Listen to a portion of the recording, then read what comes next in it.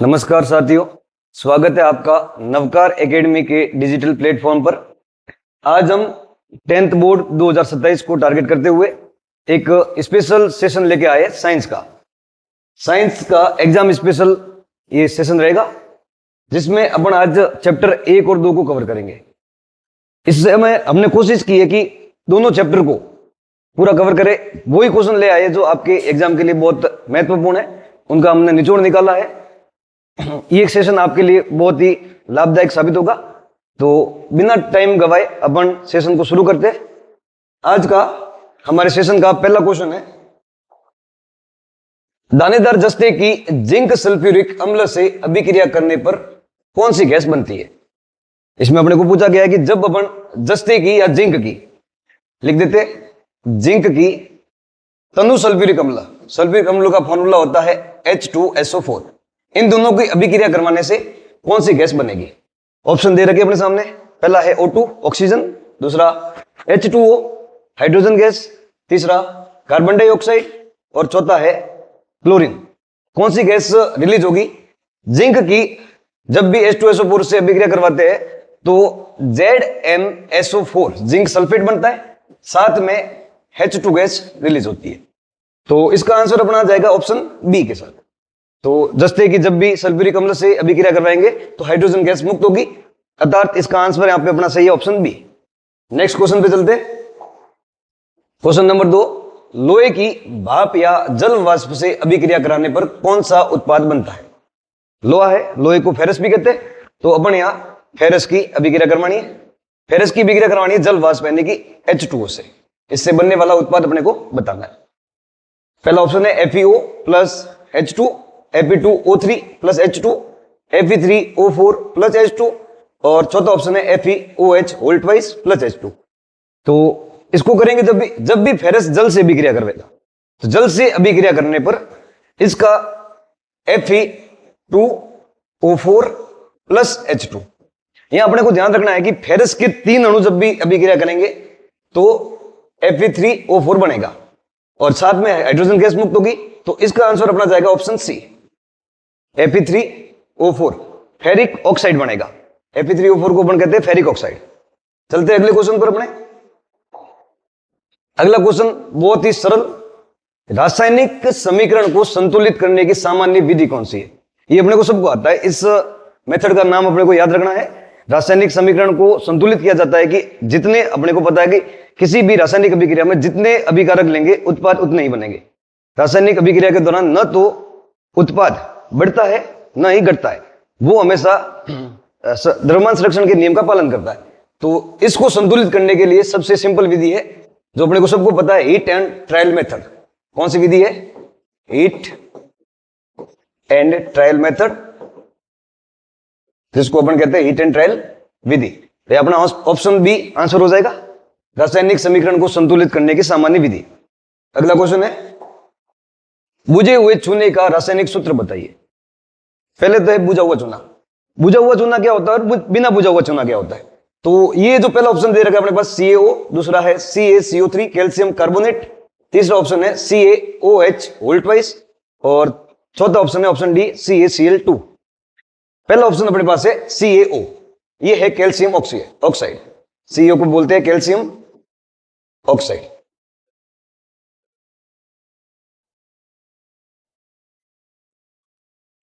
जब भी इस कैल्शियम ऑक्साइड, इसको अपन बोलते हैं बिना बुझा हुआ चूना, कैल्शियम ऑक्साइड की जब भी जल से अभिक्रिया करवाई जाती है तब बनता है बिना बुझा हुआ चूना। ये बिना बुझा हुआ चूना है। और कैल्शियम ऑक्साइड जब जल से अभिक्रिया करेगा तो बनाएगा बुझा हुआ चूना।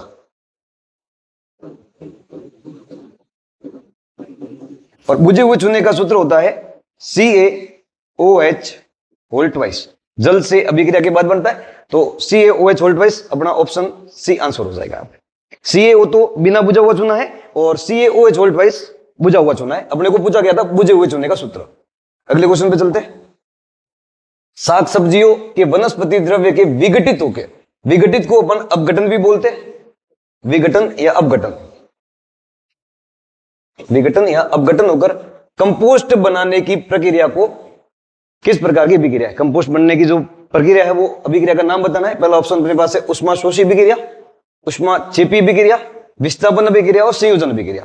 पहले अपन देख लेते हैं कि उष्माशोषी क्या होती है, उष्माक्षेपी क्या होती है, विस्थापन क्या होती है, संयोजन क्या होती है। उष्माशोषी अभिक्रिया, जब भी किसी अभिक्रिया में अपने को बाहर से उष्मा देनी पड़े, अर्थात कोई अभिक्रिया उष्मा का शोषण करे, तो वो उष्माशोषी अभिक्रिया होगी।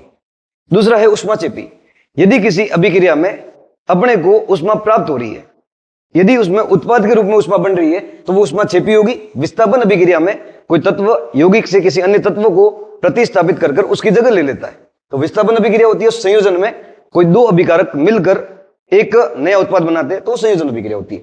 साग सब्जियों में क्या होता है कि साग सब्जी वनस्पति द्रव्य वो विघटित होती है। साग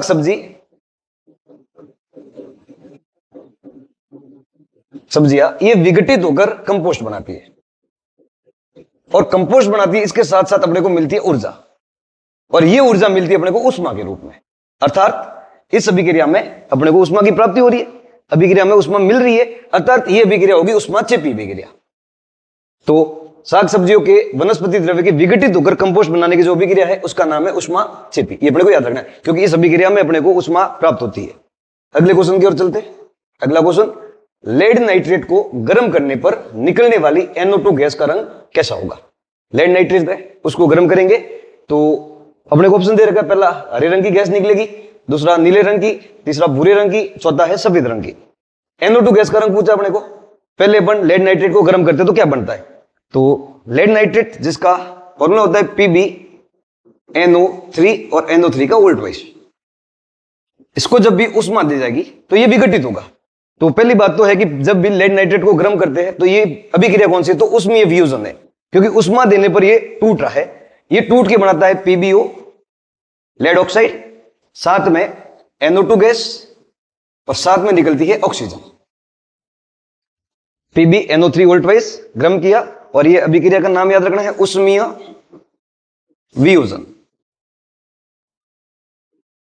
लेड ऑक्साइड बना, NO2 गैस बनी और ऑक्सीजन गैस बनी। अपने को पूछा है जो यहाँ पे NO2 गैस बन रही है उसका रंग कैसा होगा, और ये NO2 गैस निकलती है वो होती है भूरे कलर की। तो अपना आंसर जाएगा ऑप्शन सी, भूरा या ब्राउन। लेड नाइट्रेट के उष्मीय वियोजन से जो भी नाइट्रोजन NO2 गैस निकलती है, नाइट्रोजन डाइऑक्साइड, उसका रंग कैसा होता है? तो भूरा कलर। अगला क्वेश्चन है, श्वेत श्याम फोटोग्राफी में कौन सा पदार्थ उपयोगी है? श्वेत श्याम फोटोग्राफी क्या होती है? जब भी किसी यौगिक को, वो यौगिक क्या है अभी देखेंगे अपन, कभी किसी यौगिक को सूर्य के प्रकाश की उपस्थिति में तोड़ा जाए, श्वेत श्याम फोटोग्राफी। पहला ये तो वियोजन अभिक्रिया का उदाहरण है। श्वेत श्याम फोटोग्राफी में वियोजन अभिक्रिया होती है, और इसमें क्या होता है कि AgBr को, AgBr सिल्वर ब्रोमाइड को सूर्य के प्रकाश की उपस्थिति में, सूर्य का प्रकाश इसकी उपस्थिति में तोड़ा जाता है, और तोड़ने पर Ag और Br2 यानी ब्रोमीन गैस के रूप में निकल जाती है। तो सूर्य के प्रकाश की उपस्थिति में AgBr टूटकर सिल्वर और ब्रोमीन बनाता है। इस अभिक्रिया को कहते हैं श्वेत श्याम फोटोग्राफी। ये पूरी अभिक्रिया है श्वेत श्याम फोटोग्राफी।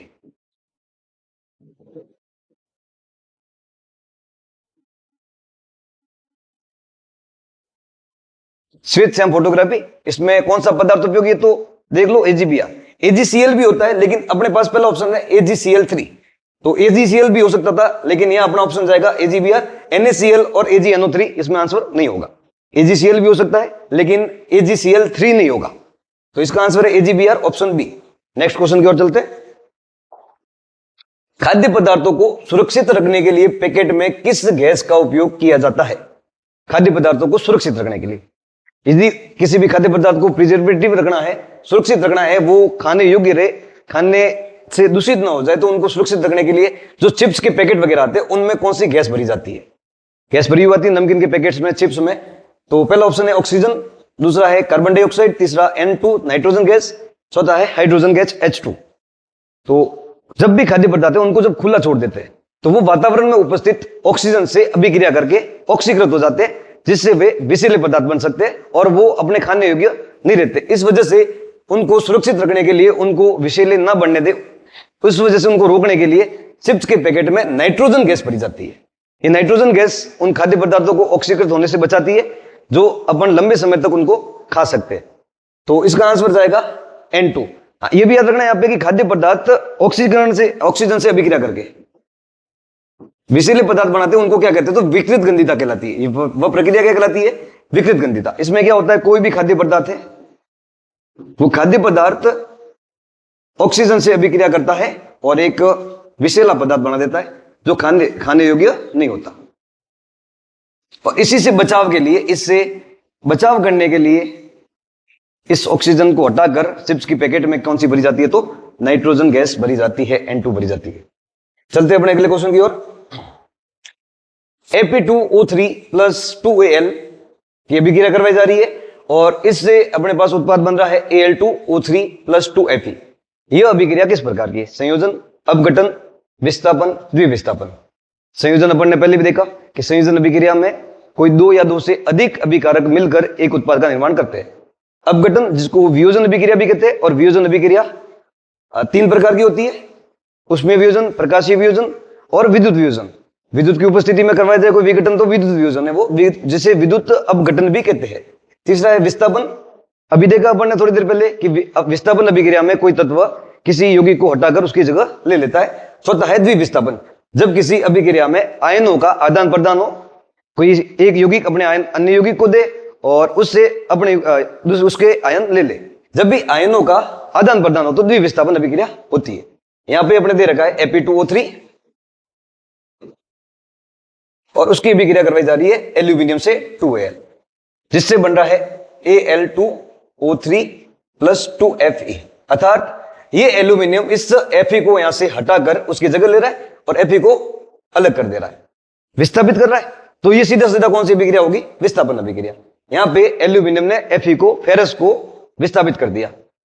देखिए विस्थापित कब करेगा, कौन करेगा, तो तत्वों की एक सक्रियता श्रेणी होती है, उसमें जो भी अधिक क्रियाशील तत्व है वो कम क्रियाशील तत्वों को प्रतिस्थापित करता है। कम क्रियाशील तत्व कभी भी अधिक क्रियाशील तत्वों को प्रतिस्थापित नहीं कर रहा। यहां देखिए कि एल्यूमिनियम फेरस को रिमूव कर रहा है, इसका मतलब अधिक क्रियाशील कौन है, एल्यूमिनियम। यहां पे फेरस कम क्रियाशील है, इस वजह से वो एल्यूमिनियम से रिमूव हो रहा है। तो इसके लिए इन क्वेश्चन के लिए अपने को सक्रियता श्रेणी भी याद होनी चाहिए। तो वो अपन देख लेते हैं सक्रियता श्रेणी में उनका क्रम क्या होता है। ये कुछ तत्व है जिनका अपने को क्रम याद होना चाहिए। सबसे क्रियाशील मैंने यहां लिखा है के पोटेशियम, उसके बाद sodium, calcium, magnesium, aluminium, zinc, ferrous, lead, hydrogen, copper, mercury, AG argentum या चांदी और एयू ओरम या सोना। ये एजी अर्जेंटियम सिल्वर का लैटिन नाम है और सोने का लैटिन नाम ओरम होता है, इस वजह से इनके प्रतीक एजी और एयू होते हैं। अब इनको याद करने का एक तरीका है कि के से केदार, मैं एक ट्रिक लिख रहा हूं उसको याद रखना आप। के से याद रखना अपने को केदार, एन ए से नाथ, सी ए से का, एम जी माली, ए एल आलू, जेड एन से जरा, एफ ई फीके, पी बी पकाता है, सी यू से कौन, एच जी से है, आगे आओ, कौन है आगे आओ। केदारनाथ का माली आलू जरा फीके पकाता है, कौन है आगे आओ। ये क्रम अपने को याद करना है। हालांकि आपको याद नहीं हो सकता तो ये ट्रिक आप यूज कर सकते हो याद करने के लिए। केदार से के हो जाएगा और के पोटेशियम होता है, नाथ से Na जो सोडियम होता है, का कैल्शियम और माली Mg से मैग्नीशियम हो गया, आलू Al से एल्यूमिनियम हो गया, जरा Zn जिंक हो गया, फीके Fe फेरस जिसको लोहा भी कहते हैं, पकाता Pb जो कि लेड या शीशा है से हाइड्रोजन, दूसरा Cu कॉपर या तांबा, Hg मरकरी या पारा और Ag से सिल्वर हो गया, Au से ओरम या सोना। तो ये आप याद रख सकते हो, केदारनाथ का माली आलू जरा फीके पकाता है। ये सक्रियता श्रेणी है। जो भी अधिक क्रियाशील तत्व है, धातु है, वो ऊपर की ओर है और नीचे की ओर है वो सबसे कम क्रियाशील है। तो यहां अपन देख भी सकते हैं कि सबसे अधिक क्रियाशील कौन है, तो पोटेशियम सबसे अधिक क्रियाशील और ये है सबसे कम क्रियाशील।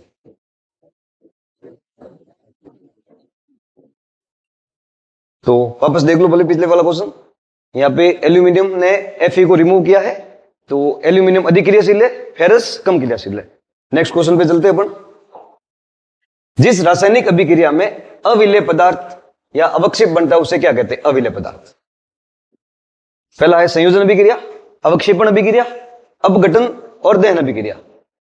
ऐसी अभिक्रिया जिसमें एक अवक्षेप पदार्थ बने। अवक्षेप का मतलब जो पदार्थ उस अभिक्रिया में घुले नहीं, एक अन्य पदार्थ बन जाए और वो पदार्थ अवक्षेप कहलाता है। और अवक्षेप जिसमें बने वो अभिक्रिया क्या है? तो अवक्षेप जिसमें बने वो अवक्षेपण अभिक्रिया है। जिस अभिक्रिया में अवक्षेप का निर्माण हो वो अभिक्रिया है अवक्षेपण अभिक्रिया, एक रासायनिक अभिक्रिया है। इसका अपन एक एग्जांपल लेंगे आगे कि Na2SO4 जो एक्वस फॉर्म में होता है सांद्र,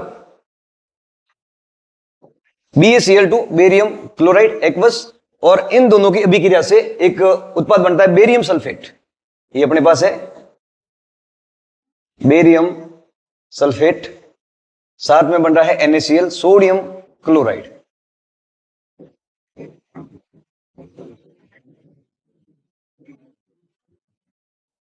यहां पे Na2SO4 और BaCl2 इनकी अभिक्रिया से एक उत्पाद बन रहा है बेरियम सल्फेट जो कि अवक्षेप है।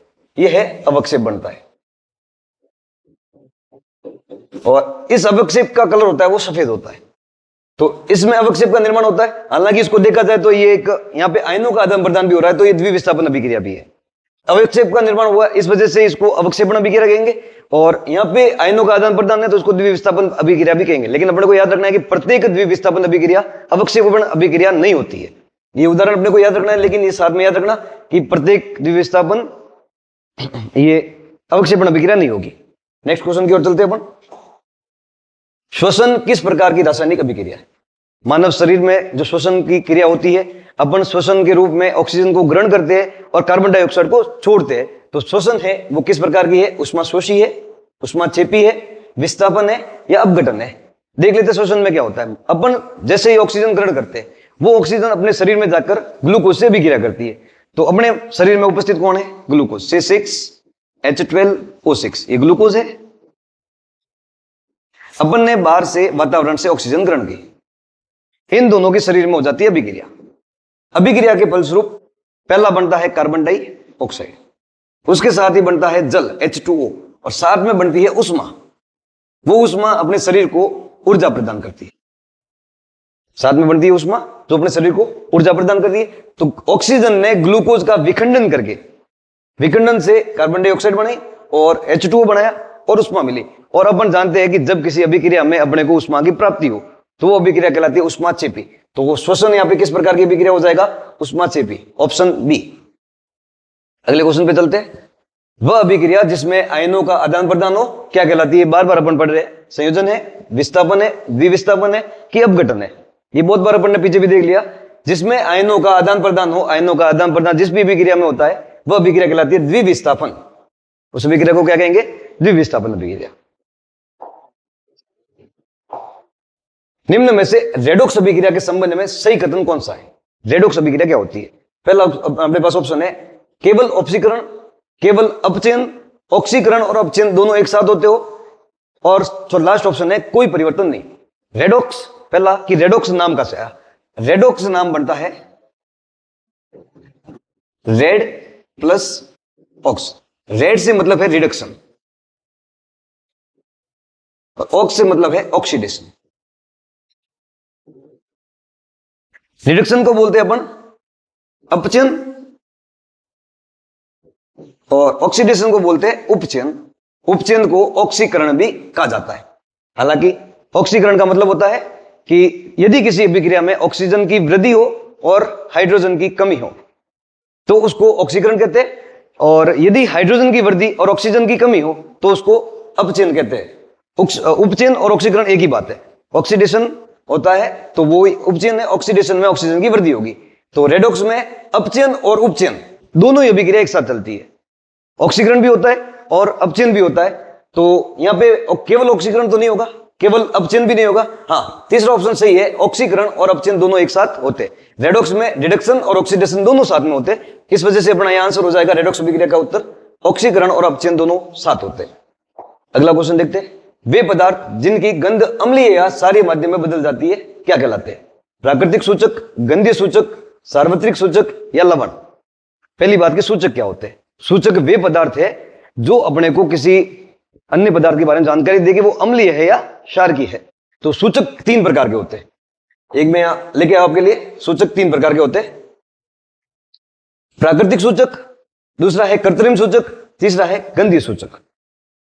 प्राकृतिक सूचक वो होते हैं जो अपने को प्रकृति से प्राप्त होते हैं, पौधों से प्राप्त होते हैं, और उसमें अच्छे एग्जाम्पल है लिटमस, हल्दी और लाल पत्ता गोभी। इनसे अपने को पता चलता है कि कौन सा पदार्थ अम्लीय है, कौन सा क्षारीय है। दूसरा है कृत्रिम, वे सूचक जो रसायनों से बनते हैं, रासायनिक विधियों से बनते हैं, वे कृत्रिम सूचक कहलाते हैं, और इसका एग्जाम्पल है फिनोल्फथालीन और मेथिलोनिन। तीसरा है गंधीय सूचक, वे सूचक जिनकी गंध अम्लीय या क्षारीय माध्यम में बदल जाती है, वे गंधीय सूचक कहलाते हैं। इसका एग्जाम्पल है प्याज और लौंग का तेल। तो देख लो, गंधीय सूचक कहेंगे उनको जिनकी गंध अम्लीय या क्षारीय माध्यम में बदल जाए, उनको कहेंगे गंधीय सूचक। तो यहां पे अपना आंसर हो जाएगा वे पदार्थ जिनकी गंध अम्लीय या क्षारीय माध्यम में बदल जाती है वे कहलाएंगे गंधीय सूचक। Option B. अगले क्वेश्चन की ओर चलते हैं। सोडियम हाइड्रोक्साइड की जिंक के साथ अभिक्रिया कराने पर कौन सा यौगिक बनता है? पहला है Na2 ZnO2 ZnO Na2O ZnOH all twice. Sodium hydroxide जिसको NaOH बोलते हैं, NaOH, और इसकी अभिक्रिया अपन करवाते हैं जिंक से। NaOH एक क्षार है और जिंक एक धातु है। क्षार की धातु से अभिक्रिया करवाने पर लवण बनता है, साथ में हाइड्रोजन गैस मुक्त होती है। तो यह क्षार धातु से अभिक्रिया करके एक लवण बनाएगा, साथ में हाइड्रोजन गैस बनेगी। अपन को वो लवण पहचानना है।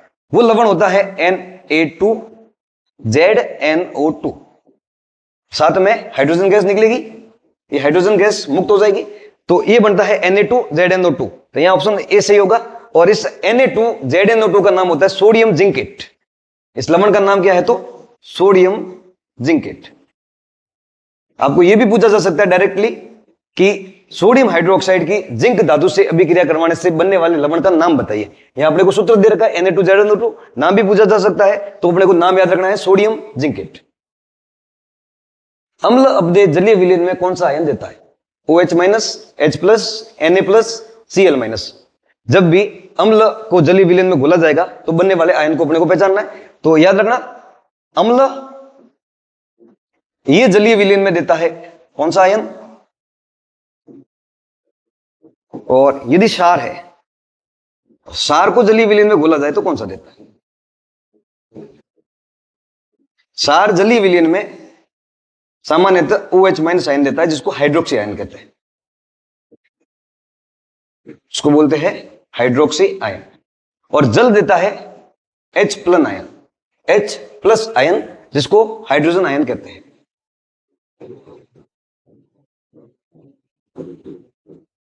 तो अपने को यहां क्या पूछा है देख लो। अम्ल जलीय विलयन में पूछा है अम्ल का।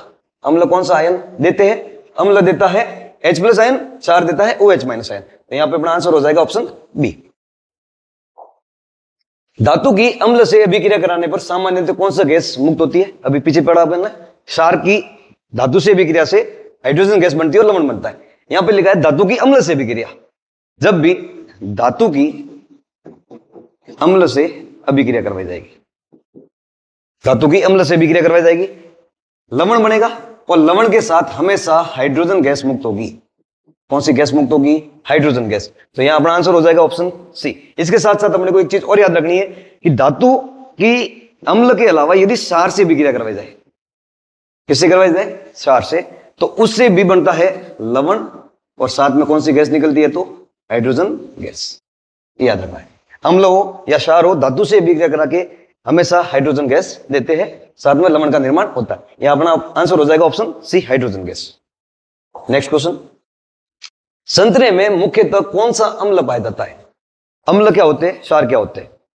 इनकी सीधी सीधी एक तो पहचान है कि अम्ल स्वाद में खट्टे होते हैं, क्षार स्वाद में कड़वे होते हैं, अर्थात जितनी भी खट्टी चीजें हो उनमें अम्ल पाए जाते हैं। अपने को यहाँ संतरा पूछा है, हम जानते हैं संतरा खट्टा होता है, और संतरे में अम्ल कौन सा है? तो पहला है लैक्टिक अम्ल, दूसरा है साइट्रिक अम्ल, ऑक्जेलिक अम्ल या फॉर्मिक अम्ल। तो इसका आंसर है साइट्रिक अम्ल, जिसको सिट्रिक एसिड भी कहते हैं। तो संतरे में सिट्रिक एसिड पाया जाता है। साथ में और भी अम्ल दे रखे, अपन देख लेते हैं कि वो किस किस में पाए जाते हैं। संतरे में साइट्रिक अम्ल पाया जाता है, यही साइट्रिक अम्ल नींबू में भी पाया जाता है। तो आपको पूछा जाए कि नींबू में कौन सा पाया जाए, तो सिट्रिक अम्ल सही है। नींबू में और संतरे में, संतरा और नींबू दोनों में साइट्रिक एसिड पाया जाता है। उसके अलावा ऑप्शन ए अपना दे रखा है लैक्टिक एसिड। तो लैक्टिक एसिड किस में पाया जाता है? लैक्टिक एसिड पाया जाता है दही में। जो भी खट्टा दही होता है, खट्टे दही में पाया जाता है lactic acid. Oxalic acid, oxalic acid पाया जाता है टमाटर में। आपको पूछा जाए टमाटर में कौन सा अम्ल पाया जाता है, तो वो है ऑक्जेलिक अम्ल, ऑक्जेलिक एसिड। फॉर्मिक एसिड पाया जाता है चींटी के डंक में। जो भी अपने को चींटी जब भी डंक लगाती है, चींटी डंक मारती है, काटती है, तो वो अम्ल छोड़ती है और वो अम्ल पाया होता है फॉर्मिक एसिड चींटी के डंक में। हालांकि चींटी को फॉर्माइका भी कहा जाता है, तो फॉर्माइका से फॉर्मिक अम्ल निकलता है, ये भी याद रखना आपको। चींटी को फॉर्माइका कहते हैं, लाल चींटियों को हालांकि फॉर्माइका कहा जाता है, और फॉर्माइका से फॉर्मिक एसिड, तो फॉर्मिक एसिड चींटी के डंक में पाया जाता है। लैक्टिक एसिड हो गया अपने दही में, साइट्रिक एसिड नींबू या संतरा दोनों में, ऑक्जेलिक एसिड टमाटर में, और फॉर्मिक एसिड चींटी के डंक में। अगले क्वेश्चन की ओर देखते हैं अपन। जठर रस का पीएच मान कितना होता है? जठर रस का पीएच मान अपने को याद होना चाहिए। जठर रस का पीएच मान 1.2 होता है। आपको पीएच मान और भी याद करने, जैसे कि 7 किसका होता है, तो 7 उदासीन है, और ये अशुद्ध जल का होता है, क्रिस्टल वाटर का। उसके अलावा एक अपने को और याद रखना है, रक्त का। रक्त का 7.4 होता है, हालांकि रक्त क्षार होता है। जठर रस का 1.2 होता है। ये 7 किसका है, तो अशुद्ध जल का। कुछ कुछ याद रखना है अपने को। मिल्क ऑफ मैग्नीशिया भी पूछा जाए, तो मिल्क ऑफ मैग्नीशिया का होता है 10। जठर रस का अपने को यह पूछा था, जठर रस का पीएच कितना होता है, 1.2। चलते अपने नेक्स्ट क्वेश्चन की ओर। जल मिलाने पर अम्ल या क्षार की प्रति इकाई आयतन आयन सांद्रता में कमी होने की प्रक्रिया क्या कहलाती है? अच्छा क्वेश्चन है बहुत, कि जल में जब भी अम्ल या क्षार मिलाया जाए, जल और जल में मिलाना है अपने को अम्ल या क्षार, कोई भी मिला सकते हो आप। इससे क्या होगा, क्षार उनकी प्रति इकाई आयतन सांद्रता में कमी होती है। क्या होती है? कमी। आयतन में कमी आएगी, आयन सांद्रता बढ़ेगी, तो आयनों की सांद्रता बढ़ेगी। तो अपने को पता है, अपन पीछे देखा अपन ने, कि जब भी अम्ल या क्षार को जल में मिलाया जाएगा, तो अम्ल H+ आयन देगा, क्षार OH- आयन देगा। अर्थात जलीय विलयन में आयनों की मात्रा बढ़ेगी, आयनों की संख्या बढ़ेगी। आयनों की संख्या बढ़ेगी तो उनकी प्रति इकाई आयतन में क्या आएगी? कमी आएगी। प्रति इकाई आयतन में कमी आएगी, और इस प्रक्रिया का नाम है तनुकरण। क्या कहते हैं इस प्रक्रिया को? तनुकरण। रीजन क्या है आपको बता दिया अभी, कि जब भी H+ आयन देगा कौन? अम्ल। अम्ल को जल में घोला जाएगा तो H+ आयन देगा, और क्षार जल में मिलकर OH- आयन देगा, जिस अभिक्रिया को कहेंगे अपन तनुकरण। इससे प्रति इकाई आयतन में कमी आती है। चलते नेक्स्ट क्वेश्चन की ओर। जल में अम्ल या क्षार घोलने पर सामान्यतः क्या होता है? इसका उत्तर अपने को याद रखना है। जब भी जल में अम्ल या क्षार घोला जाएगा, उष्मा अवशोषित होगी, उष्मा उत्पन्न होगी, गैस उत्पन्न होगी, कोई परिवर्तन नहीं होगा। देखो, जब भी किसी अभिक्रिया में उष्मा अवशोषित होती है तो उसको अपन कहते हैं उष्मा अवशोषित हो तो उष्मा शोषी, और उष्मा उत्पन्न हो तो उसको कहेंगे उष्मा चेपी। और जब भी जल में अम्ल या क्षार को घोला जाता है तो उष्मा उत्पन्न होती है। इसका ऑप्शन आंसर हो जाएगा बी। ऑप्शन बी के साथ जाएंगे अपन। उष्मा उत्पन्न होती है, और जल में अम्ल या क्षार घोलने की जो भी अभिक्रिया है वो कौन सी अभिक्रिया है, तो अपना आंसर हो जाएगा उष्मा चेपी। ठीक है, अगले क्वेश्चन की ओर चलते हैं। जल की स्वच्छता के लिए किस पदार्थ का उपयोग किया जाता है? ऑप्शन ए हाइड्रोजन H2, दूसरा है O2, तीसरा Cl2, और चौथा है N2। ये अपन सामान्य देखते हैं कि जब भी स्विमिंग पूल वगैरह है उनकी सफाई करनी होती है, पानी को साफ करना होता है, तो एक पदार्थ उसमें डाला जाता है, उस पदार्थ को पहचानना है, और वो होता है क्लोरीन। क्या होता है? Chlorine Cl2। तो जल की स्वच्छता के लिए अपने को याद रखना, जल की स्वच्छता के लिए किस पदार्थ का उपयोग किया जाता है, तो क्लोरीन। कौन होता है? क्लोरीन। कभी कभार क्लोरीन के यौगिक का भी उपयोग किया जाता है, लेकिन इसका सामान्य तो उत्तर होगा क्लोरीन। जल की स्वच्छता के लिए स्विमिंग पूल में बहुत बार क्लोरीन डाला जाता है, जिससे उसके अंदर जो भी बैक्टीरिया वगैरह है वो मर जाते हैं। तो जल की सफाई के लिए क्लोरीन का यूज किया जाता है। अगला क्वेश्चन, बेकिंग सोडा का रासायनिक सूत्र क्या है? अच्छा क्वेश्चन है, आपको पूछा है बेकिंग सोडा का रासायनिक सूत्र। Na2CO3 NaHCO3, NaOH और चौथा ऑप्शन है NaCl। ये होता है सोडियम हाइड्रोक्साइड, ये होता है नमक। तो ये दोनों का ऑप्शन कट गए, ये नहीं है, ये भी नहीं है। ये बचा अभी Na2CO3 सोडियम बाइकार्बोनेट और ये है NaHCO3 सोडियम हाइड्रोजन कार्बोनेट।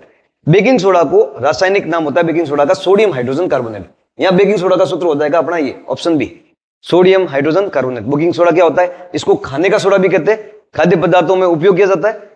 और इसके लिए अपन देखेंगे ये बेकिंग सोडा बनता कैसे है। तो एक रिएक्शन है अपने पास, जब नमक को हाइड्रोजन H2O जल के साथ विक्रिया करवाया जाए, साथ में कार्बन डाइऑक्साइड और NH3 जिसको अमोनिया कहते हैं, इसको बोलते हैं अमोनिया। जब ये चारों अभिक्रिया करते हैं तो अपने को मिलता है NH4Cl जिसको बोलते हैं अमोनियम क्लोराइड, इसको बोलते हैं अमोनियम क्लोराइड।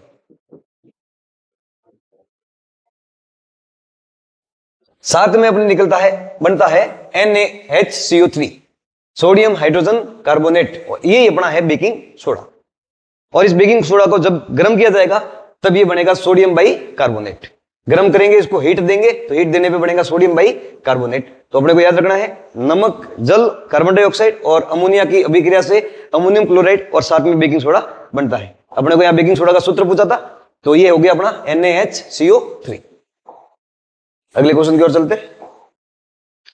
बोरेक्स बनाने में निम्न में से किसका उपयोग किया जाता है? खाने का सोडा, धोने का सोडा जिसे धावन सोडा भी कहते हैं, बेकिंग पाउडर और विरंजक सोना। चलो देखते हैं क्या होता है बोरेक्स। बोरेक्स का सूत्र याद रखना पहले तो अपने को। बोरेक्स एक सोडियम का यौगिक होता है जिसका सूत्र होता है Na2Br2O7। Na2Br2O7 जिसमें सोडियम, ब्रोमीन और ऑक्सीजन तीनों होते हैं। ये सोडियम का यौगिक है और ये बनता है धोने के सोडे से। किससे बनता है? धोने के सोडे से। तो बोरेक्स बनाने के लिए निम्न में से किसका उपयोग किया जाता है? तो धोने का सोडे का उपयोग किया जाता है जिसे धावन सोडा भी कहते हैं। और बोरेक्स का सूत्र भी अपने को याद रखना है, तो Na2Br2O7। ये बोरेक्स एक धावन सोडा का यौगिक है, उत्पाद है। आगे चलते हैं। कोई विलयन नीले लिटमस पत्र को लाल कर देता है, इस विलयन का संभावित पीएच क्या होगा? ऑप्शन ए 0 से 7 के बीच, ऑप्शन बी 7, सी में लिखा हुआ है 7 से 14 के बीच और डी में लिखा हुआ है 14। विलयन नीले लिटमस को बदलता है लाल में, नीले को लाल में बदलता है, नीले से लाल। और अपन जानते हैं कि नीले से लाल में बदलने वाला होता है अम्ल। यदि कोई विलयन नीले लिटमस को लाल में बदले तो वो अम्ल होता है, और लाल को नीले में चेंज कर दे वो होता है क्षार। इसकी एक ट्रिक भी है कि आपको याद नहीं हो तो अम्ल इसमें याद रख लेना, अनिल। अम्ल नीले को लाल में बदलता है। दूसरा है क्षार, तो क्षार में याद रखना शालिनी। क्षार लाल को नीला करता है, मतलब क्षार लाल लिटमस को नीले में बदलता है, अम्ल नीले लिटमस को लाल में बदलता है। अपने को दे रखा है कि नीला लिटमस लाल में चेंज हो रहा है और लाल में चेंज हो रहा है तो वो होगा अम्ल, इसका मतलब विलयन अम्ल होगा। और अपन जानते हैं कि अम्ल का पीएच मान 0 से 7 के बीच होता है और क्षार का पीएच मान 7 से 14 के बीच में होता है। 7 पे कोई भी विलयन उदासीन होता है। तो अपन को पता चल गया कि नीले से लाल में बदल रहा है मतलब वो अम्ल होगा, और अम्ल का पीएच होता है 0 से 7। पीएच मान कितना होता है? 0 से 7, और इसका होता है 7 से 14। तो अम्ल है, तो इसका उत्तर हो जाएगा ऑप्शन ए 0 से 7 के बीच। अगला, प्लास्टर ऑफ पेरिस पीओपी का रासायनिक सूत्र क्या है? प्लास्टर ऑफ पेरिस कैसे बनता है? तो प्लास्टर ऑफ पेरिस को बनाने के लिए अपने को चाहिए कैल्शियम सल्फेट, जिसमें 2 जल के अणु हो, उसको जिप्सम बोलते हैं। ऑप्शन देख लेते पहले, CaSO4 2H2O, CaSO4 half H2O, CaCO3 और CaOH whole twice. Plaster of Paris ये बनता है जिप्सम से। किससे बनता है? जिप्सम से। जिप्सम को जब गर्म किया जाए और उसको गर्म करने के लिए ताप चाहिए 373 केल्विन, उससे बनता है plaster of Paris. Plaster of Paris जिसको पीओपी बोलते हैं। जिप्सम का सूत्र होता है CaSO4 2H2O। तो पहला ऑप्शन तो गया, ये तो हो ही कहा नहीं कि ये जिप्सम का सूत्र होता है। अपने को पूछा है पीओपी का सूत्र, प्लास्टर ऑफ पेरिस का सूत्र। इसको गर्म करेंगे, गर्म करने पर क्या होता है? कि ये अपने 1.5 जल के अणु त्याग देता है। कितने अणु जल के त्यागता है? 1.5 अणु त्यागता है। तो ये बन जाता है CaSO4 डॉट हाफ H2O, और ये है अपना पीओपी। ये क्या है? पीओपी। तो पीओपी का क्या सूत्र होता है? कैल्शियम सल्फेट, इसको बोलते हैं कैल्शियम सल्फेट हेमीहाइड्रेट या कैल्शियम सल्फेट अर्ध हाइड्रेट। तो इसका सूत्र हो गया CaSO4 half H2O, option B, CaSO4 half H2O। Next question की ओर चलते। धावन सोडा, वॉशिंग सोडा के एक अणु में जल के कितने अणु होते हैं? एक अणु में अपने को पूछा है धावन सोडा, उसके अंदर कितने जल के अणु होते हैं? याद रखना अपने को कि धावन सोडा है एक क्रिस्टलीय लवण है जिसमें जल के अणु पाए जाते हैं। तो धावन सोडा का सूत्र देखते पहले। तो धावन सोडा का सूत्र क्या होता है? इसका सूत्र होता है Na2CO3 डॉट 10H2O, ये इसका सूत्र होता है। और यहां अपने को दिख रहा है कि इसमें कितने जल के अणु है? 10। तो याद रखना है धावन सोडा में जल के कितने अणु पाए जाते हैं? तो 10 अणु पाए जाते हैं। इसके अलावा और भी अपने को याद रखना, जैसे पिछले क्वेश्चन में अपन ने देखा जिप्सम में पूछा जाए, जिप्सम में जल के अणु, जिप्सम में जल के अणु, तो वो हो जाएगा 2। पीओपी में पूछा जाए तो पीओपी में होता है आधा, याद रखना है। एक और पूछा जाता है कॉपर सल्फेट में जल के अणु, CuSO4 में जल के अणु, तो उसमें होते हैं 4 अणु। कॉपर सल्फेट में 4, जिप्सम में 2 और धावन सोडा में जल के 10 अणु पाए जाते हैं। ये फिर आगे चलते, एमसीक्यूज अपने खत्म हो गए। आगे है ब्लैंक्स। पहला क्वेश्चन है अपना, कोयले के दहन से अभिक्रिया का उदाहरण है। कोयले का दहन किस अभिक्रिया का उदाहरण है?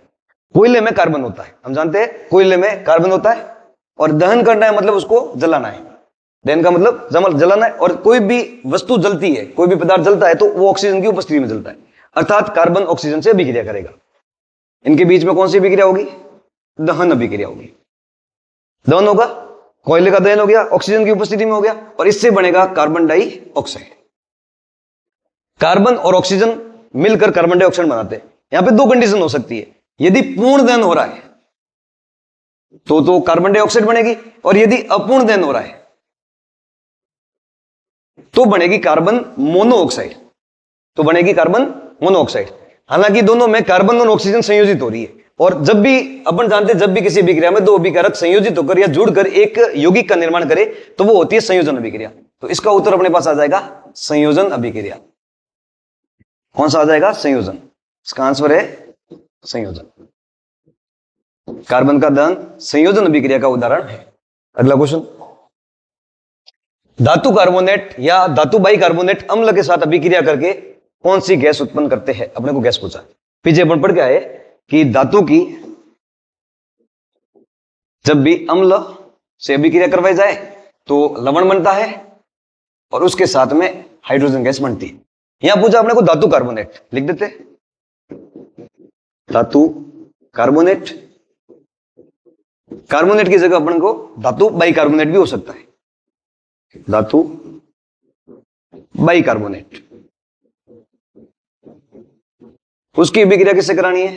अम्ल से। इसमें बनेगा पहला तो लवण बनेगा, और लवण के साथ बनेगी कार्बन डाइऑक्साइड गैस।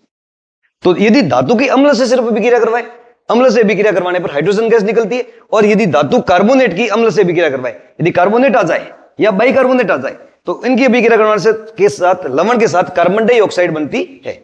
चलते अगले क्वेश्चन की ओर। लाल पत्ता गोभी एक सूचक है। कैसा सूचक है? पीछे अपन पढ़ के आए, लास्ट में पढ़ा था सूचक 3 प्रकार के होते हैं। पहला प्राकृतिक सूचक, दूसरा कृत्रिम सूचक और गंधीय सूचक। और अपन ने प्राकृतिक में पढ़ा था हल्दी, लाल पत्ता गोभी और लिटमस।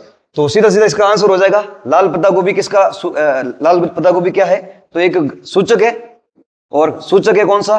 प्राकृतिक, प्राकृतिक सूचक है। इसके अलावा और भी प्राकृतिक सूचक आप याद रख सकते हो, हल्दी और लिटमस। प्राकृतिक सूचक, कृत्रिम पहले भी बताए थे, वापस याद रख लेना, फिनोल्फथैलीन,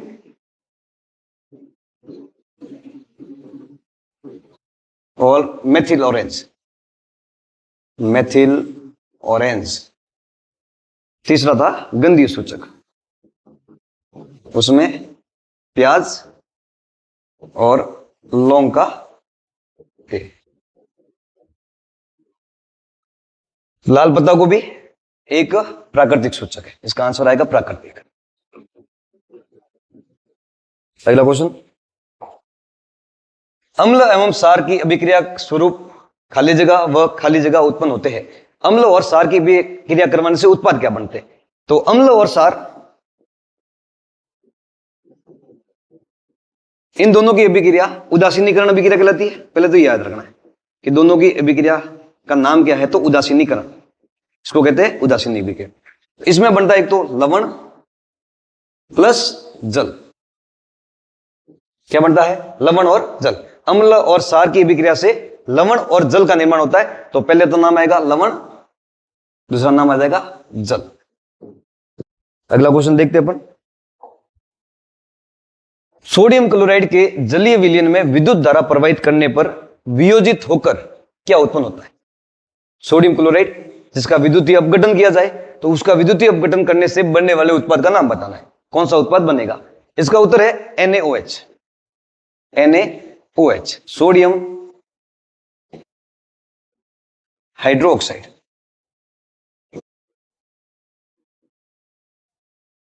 सोडियम हाइड्रोक्साइड। जब भी सोडियम क्लोराइड का जलीय विलयन, उसके जलीय विलयन में विद्युत धारा का प्रवाह किया जाएगा, विद्युत धारा चलाई जाएगी तो वो विद्युत अपघटन होगा, और विद्युत अपघटन होकर NaOH बनेगा। साथ में दो चीजें और निकलती है, वो मैं अगली स्लाइड पे आपको बता रहा हूं। देखो, NaCl, उसका जलीय विलयन H2 मिला दिया, जलीय विलयन बन गया, और उसका करना अपने को विद्युत अपघटन, अर्थात उसमें विद्युत धारा का प्रवाहित करना है। विद्युत धारा प्रवाहित करनी है तो विद्युत अपघटन कर लेते हैं। विद्युत अपघटन करने पर NaOH बनेगा, साथ में क्लोरीन गैस मुक्त होगी, और उसके साथ ही हाइड्रोजन गैस भी मुक्त होगी। ये क्लोरीन गैस हमेशा मुक्त होती है एनोड पर। क्लोरीन गैस किस पे मुक्त होती है? एनोड पर। और साथ में जो हाइड्रोजन गैस मुक्त हो रही है वो होती है कैथोड पर रिलीज होती है। उसके साथ जो भी ये NaOH एक उत्पाद बनता है वो कैथोड के पास में बनता है। कहां पे बनता है? कैथोड के पास। यहां पे अपना सेशन खत्म होता है। ये सेशन आपको जरूर पसंद आया होगा, और यदि पसंद आए तो आपके साथ और भी फ्रेंड्स को शेयर कीजिएगा। धन्यवाद।